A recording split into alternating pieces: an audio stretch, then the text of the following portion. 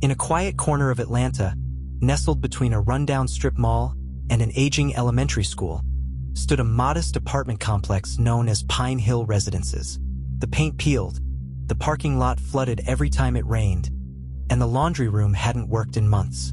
But for Rachel Monroe, it was home. Not because it was perfect, but because it was all she could afford. Rachel was a single mom. Her mornings began at 5 a.m. Not with silence, but with the shrill buzz of a cracked phone alarm and the sleepy voice of her 6-year-old daughter, Lena, whispering, "Mommy, are we late again?" Rachel worked 2 jobs, one as a legal clerk downtown, the other overnight at a call center. She kept her head down, paid rent on time, and made sure Lena never noticed just how close they were to the edge. But edges don't always wait for you to fall. Sometimes they push. It started with a notice. Slipped under the door on a Tuesday morning while Lena was eating cereal. 30-day notice to vacate. Lease terminated. No reason. No explanation. Just an address at the bottom. Harland Properties, LLC. Attention, M. Harland. Rachel blinked. She read it again. It had to be a mistake. She'd never missed a rent payment. In fact, she paid early. Confused and trembling, she called the number listed. No answer. She emailed. No reply, so she drove. Harland Properties operated out of a small building behind a used car dealership. It smelled of stale coffee and cigar smoke. She waited 47 minutes in the front lobby before a heavy-set man with slicked-back hair and a gold pinky ring appeared from the back room. Marcus Harland. "Miss Monroe," he said flatly, without offering a seat. "You're here about 2B. Rachel nodded. "Yes, I got the eviction notice. But there must be a mistake. I've paid every month." He raised a hand. "You're not being evicted for not paying rent. We're simply not renewing your lease. It's within our rights." "But I've lived there 4 years." "Exactly," he said, already turning away. "Time for some fresh blood. Market's hot. We're upgrading. Nothing personal." Rachel's voice cracked. "I have a child." He turned back, smiled. "Then you should understand the importance of teaching her how the world works." And with that, he disappeared into the back room. Rachel stood frozen in the hallway, not because of the cruelty in his words. She'd heard worse, but because of the calculated smile he wore when he said them. It wasn't business. It was personal. She just didn't know why. Over the next week, she called every number she could, spoke to legal aid, checked local housing listings. The cheapest studio was $1,300 a month, and that was without utilities. Rachel made just enough to survive, not to relocate, not to start over. Meanwhile, Marcus Harland went about his days untouched. He drank overpriced bourbon at downtown lounges, flirted with real estate agents young enough to be his daughters, bragged about how tightening the screws on renters was good for business. He didn't remember Rachel's name by the weekend. Just another tenant gone. Another unit freed up for someone who could pay more and complain less. But what Marcus didn't know was that Rachel Monroe had a name that mattered. Not in the tenant files stacked on his desk, but in the legal system. Because by day, Rachel Monroe wasn't just a clerk. She was a state-appointed Superior Court judge in training, finishing her final year of mentorship under Judge Carla West, one of the most respected names on the bench. Rachel had passed the bar years ago. She had served with distinction, waiting for her chance to rise. And now that moment had come. Her name was on the shortlist to preside over a major real estate corruption trial. A trial involving property abuse, predatory eviction, and a certain landlord named Marcus Harland.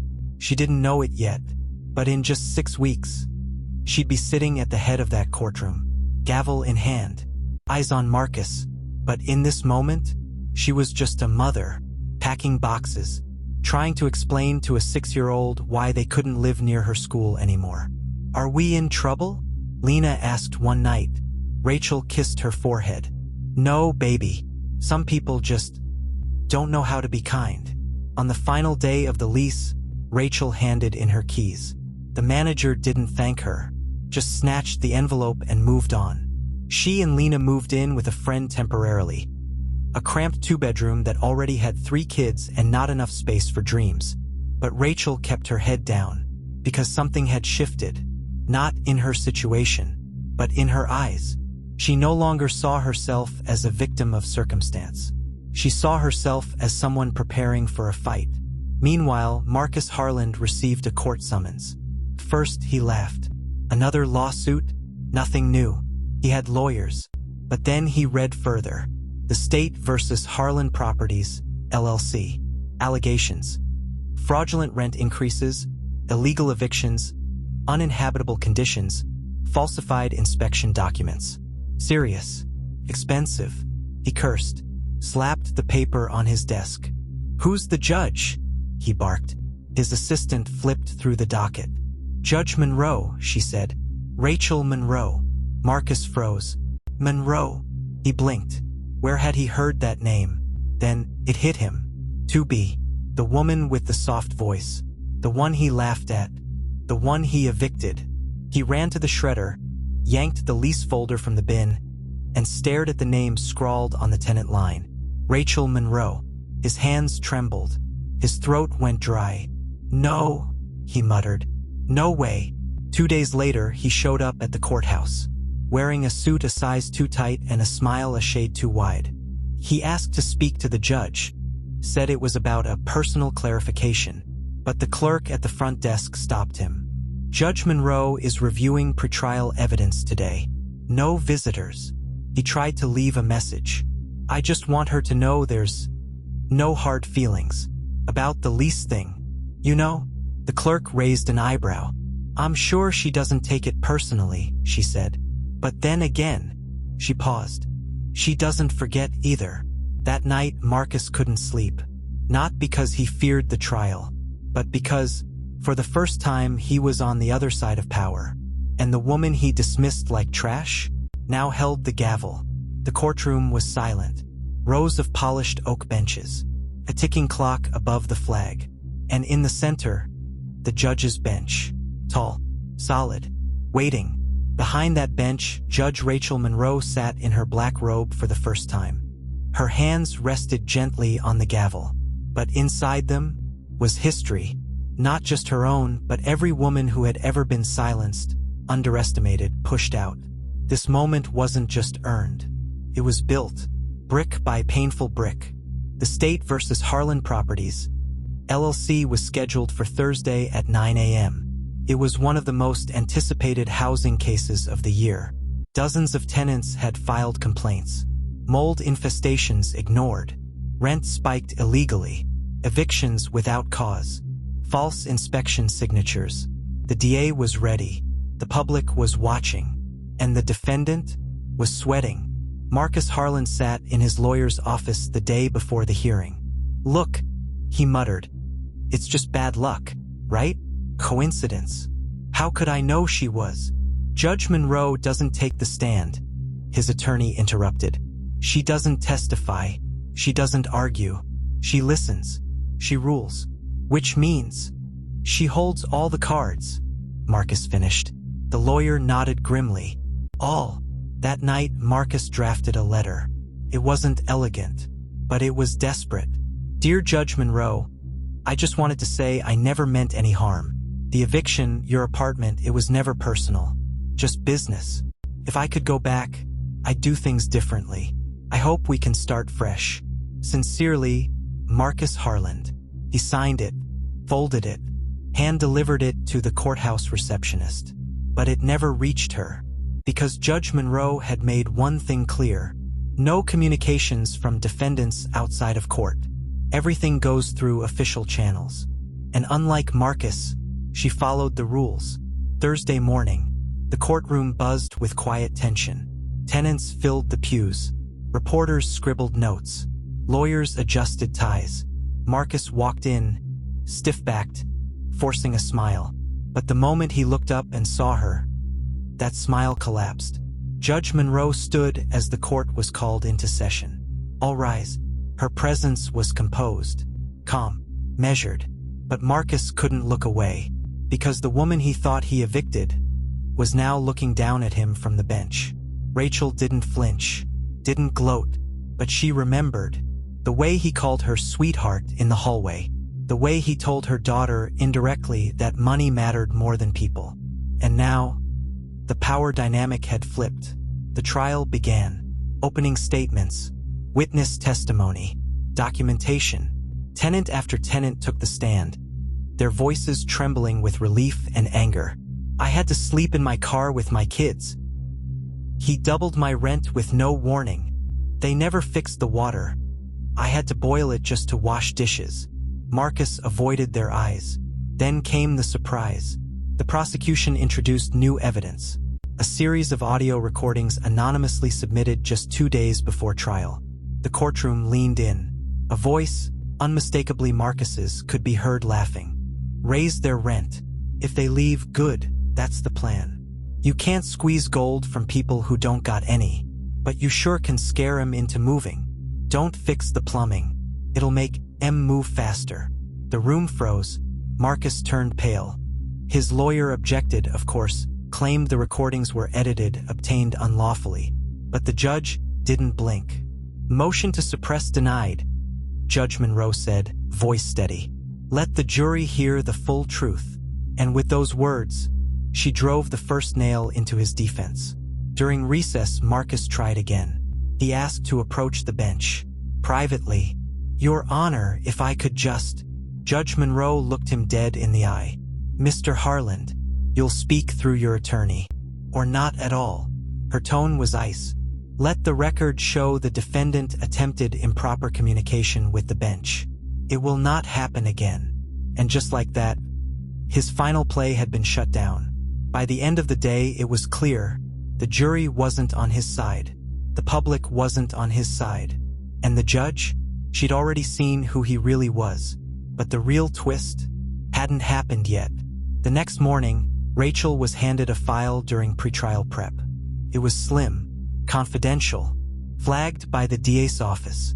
Inside were documents just submitted anonymously, a bank routing sheet, property transfer agreement, and a single photo of Marcus Harland shaking hands with a city inspector who had previously sworn under oath that he'd never met Mr. Harland personally. Rachel's eyes narrowed. She read the name on the inspector's file, and her breath caught, because this man, this inspector, used to be her neighbor. The one who vanished overnight after his house was mysteriously foreclosed on. This wasn't just bad paperwork. This was conspiracy, fraud, perjury, bribery, and the trial had just opened a much deeper wound. She picked up the phone. DA's office, she said. I need a private conversation. Now. Later that day, as court resumed, Marcus noticed something had changed. The way she looked at him, the tone in her voice. It wasn't just judgment anymore. It was certainty. Certainty that she wasn't just dealing with a greedy landlord. She was dealing with something bigger, something criminal. As the day ended, Rachel packed up her things and walked to her car. But as she approached the driver's side, she froze. Someone had broken in.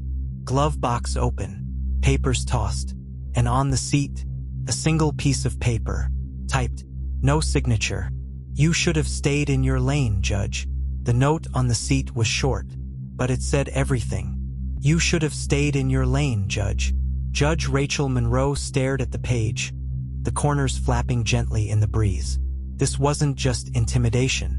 It was desperation. Whoever left it was scared of her, of the truth, of what came next. Rachel didn't flinch. She took a photo, bagged the note, filed a report. Then she called the district attorney directly. This is bigger than we thought, she said. And I'm not backing down. Back in the courtroom the next morning, the atmosphere had shifted. Word had gotten out. The note, the break-in, the anonymous evidence, the bribed inspector. Suddenly, the case wasn't just a local housing matter, it was a headline. Judge targeted during high-profile housing trial. Corruption in the courts? New evidence emerges. Reporters lined the hallway.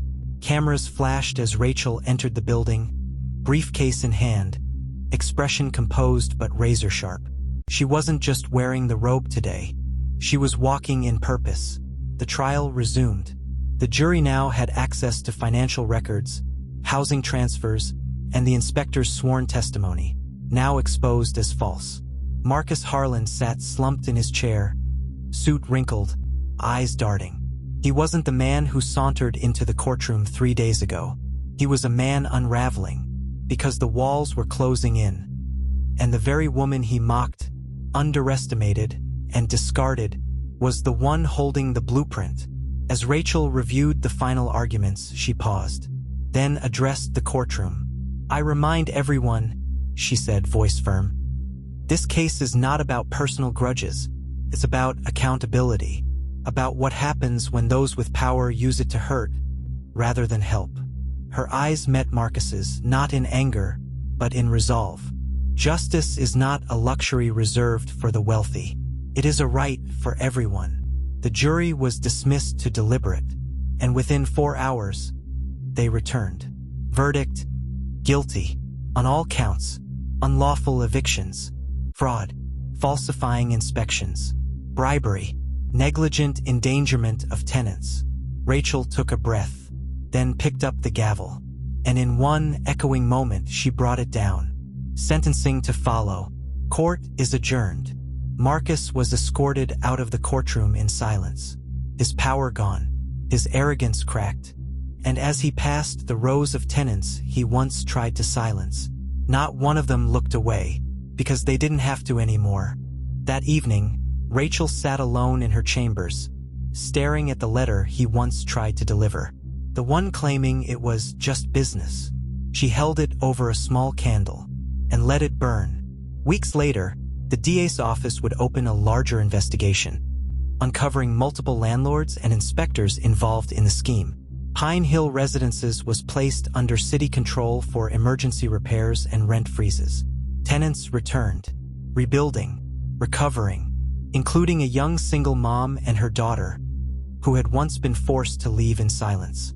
Lena now had her old school back, a bedroom of her own, and pancakes on Sundays.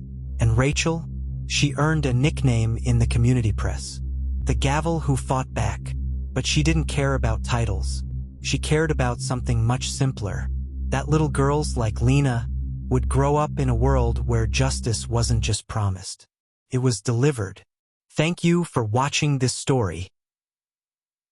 If the story inspired you, made you feel seen, or reminded you that justice still matters, like the video to support more powerful storytelling.